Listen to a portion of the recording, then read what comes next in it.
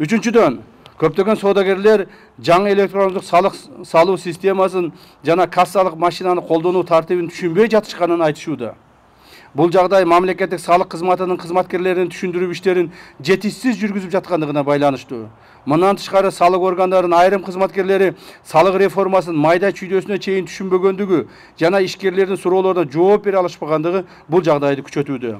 ККМдердин колдонуу тартибин жакшылап түшүндүрбөй, биздин салык инспекциянын кызматкерлери мына ушул ситуацияга келип такалдык.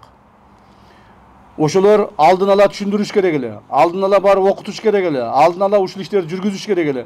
Анын үчүн атайын өкмөттөн убакыт бөлүнгөн. Бирок көптөгөн салык инспекторлор мына ушуну жасаган эмес. Кээ бир салык инспекторлор муну жасагысы да келбейт, атайлап жасашпайт.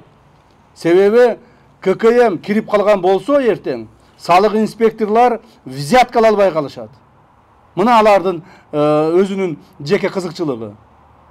Мына бүгүнкү күндө болсо алар барып ошол рядда отурган сатуучулардын көпчүлүгүнөн взятка алышат, көпчүлүгүнөн алышат. Муну баарыбыз билебиз.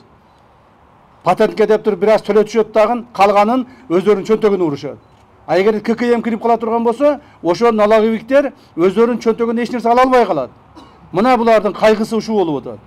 Бүгүнкү ситуацияга негизинен биздин налоговый инспекция иштеген инспекторлор күнөөлүү болуп атат. Мындан ары ошол налоговый инспекторлордун ишини катуу көзөмөлдөшүбүз керек. Алардын ишкерлер менен болгон байланышын, ишкерлерден алган взяткаларын, же болбосо ошого байланыштуу алардын жардам берип жашырган налогторду жашыруу боюнча инспекторлордун өздөрүн жоопко тартышыбыз керек. Мына ошондо оңолот.